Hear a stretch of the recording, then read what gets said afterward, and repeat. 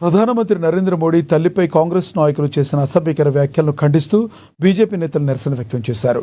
ఇటీవల బీహార్ రాష్ట్రంలో జరిగిన కాంగ్రెస్ సభలో మోడీ మాతృమూర్తిని కాంగ్రెస్ నేతలు అసభ్య పదజాలంతో వ్యాఖ్యానించారని మండిపడ్డారు. రాహుల్ గాంధీ చిత్రపటానికి పెట్రోల్ పోసి నిప్పట్టించారు. అనంతరం స్థానిక పట్టణ పోలీస్ స్టేషన్ నందు రాహుల్ గాంధీని అరెస్టు చేయాలంటూ ఫిర్యాదు చేశారు.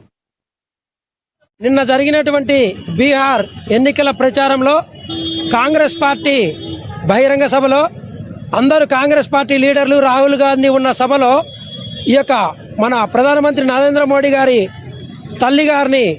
తల్లిగారి మీద అనుచిత వ్యాఖ్యలు చేస్తున్నప్పటికీ కూడా కాంగ్రెస్ నాయకులందరూ కూడా పేలాపనగా పక్కనే ఉన్నటువంటి రాహుల్ గాంధీ నవ్వుతూ ఊరుకున్నారే తప్ప ఖండించలేదు. దీన్ని భారతీయ జనతా పార్టీ తీవ్రంగా ఖండిస్తుంది. మహిళల మీద ఇటువంటి ప్రవర్తన మంచిది కాదు. అందువల్ల వీరికి పరాకాష్ఠకు చేరి ఇన్ని సంవత్సరాలైనా కానీ అధికారంలోకి రాకుండా ప్రతిపక్షంలో ఉండబట్టి వీళ్ళకు పిచ్చెక్కి పిచ్చి పనులు చేస్తున్నారు. ముఖ్యంగా